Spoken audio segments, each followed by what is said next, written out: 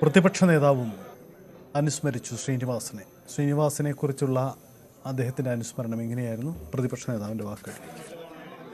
മലയാളി ഒരിക്കലും മറക്കാത്ത അതുല്യനായ ഒരു ചലച്ചിത്ര പ്രവർത്തകനും സംവിധായകനും നടനും എല്ലാമായി, തിരക്കഥാകൃത്തും എല്ലാമായിരുന്നു ശ്രീനിവാസൻ.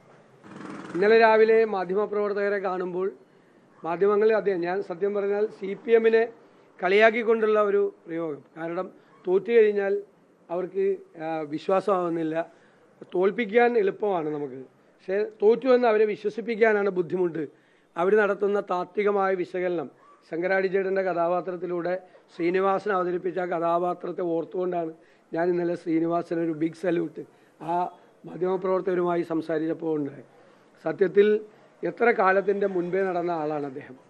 സരസമായ വാക്കുകളിലൂടെ, സംഭാഷണങ്ങളിലൂടെ ഒരുപാട് സാമൂഹ്യ യാഥാർത്ഥ്യങ്ങളെ നമുക്ക് ബോധ്യപ്പെടുത്തിയിട്ടുള്ള ഒരാളാണ്. മലയാളം ഒരിക്കലും മറന്നുപോകാൻ കഴിയാത്ത, കേരളത്തിൽ ഒരിക്കലും മറന്നുപോകാൻ കഴിയാത്ത ദേശീയ നിലവാരമുള്ള വലിയ ചലച്ചിത്രകാരനായിരുന്നു അദ്ദേഹം.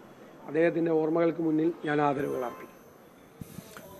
പ്രതിപക്ഷ നേതാവാണ് അനുസ്മരിച്ചത്. അദ്ദേഹത്തിന്റെ വാക്കുകളാണ് കേട്ടത്. വീട്ടിൽ ഇപ്പോഴും പൊതുദർശനം തുടരുകയാണ്. അല്പസമയത്തിനുള്ളിൽ തന്നെ വീട്ടിൽ നിന്നും മൃതദേഹം ടൗൺ ഹാളിലേക്ക് മാറ്റുമെന്നാണ് പ്രതീക്ഷിക്കുന്നത്. ആജ്ഞ രവീന്ദ്രനുണ്ട് കൊച്ചിയിൽ. ആജ്ഞ, എന്താണ് അവിടുത്തെ സാഹചര്യം? ഏതൊക്കെ പ്രമുഖരാണ് അവിടേക്ക് വന്നു പോകാനുള്ളത്? എപ്പോൾ വീട്ടിൽ നിന്നും മൃതദേഹം എടുക്കും?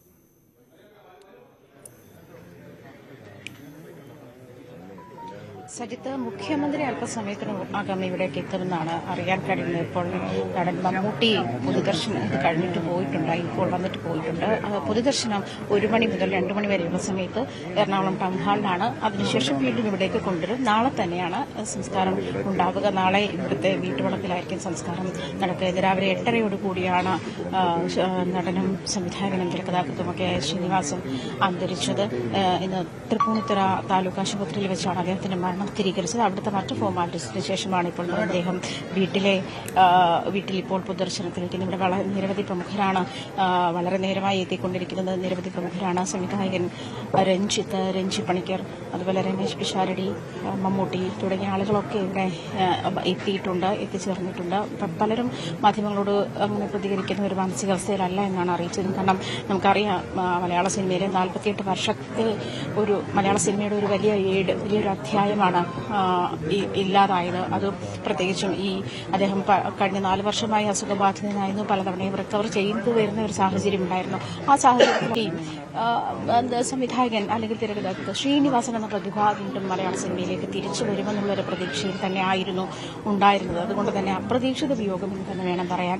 ഇടയ്ക്ക് റിക്കവർ ചെയ്യുകയും ഇടയ്ക്ക് അതുപോലെ അവസ്ഥയിലേക്ക് പോവുകയും ചെയ്യുന്ന ഒരു സാഹചര്യമായിരുന്നു അദ്ദേഹത്തിനുണ്ടായിരുന്നത്. എന്നിരുന്നാലും ആ ഒരു കാലഘട്ടത്തിൽ പോലും പോയിട്ടുള്ള ഇനാഗുറേഷനും സിനിമകളും ഒക്കെ ആയാലും അദ്ദേഹം അങ്ങേയറ്റം നർമ്മത്തോട് കൂടിയിട്ട് എല്ലാ സാഹചര്യങ്ങളെയും കണ്ടിരുന്നു എന്ന് വേണം. മലയാളി ഏത് കാലത്തും സാധാരണക്കാരന്റെ പ്രശ്നങ്ങളെ ധർമ്മത്തിന്റെ ഭാവനയിൽ ചായച്ച് വെള്ളിത്തിരിയിലെത്തിക്കാൻ ശ്രീനിവാസനോളം മികവ് പുലർത്തിയ ഒരു സംവിധായകൻ, ഒരു തിരക്കഥാകൃത്ത് ഉണ്ടായിരുന്നില്ല എന്ന് നമുക്കറിയാം.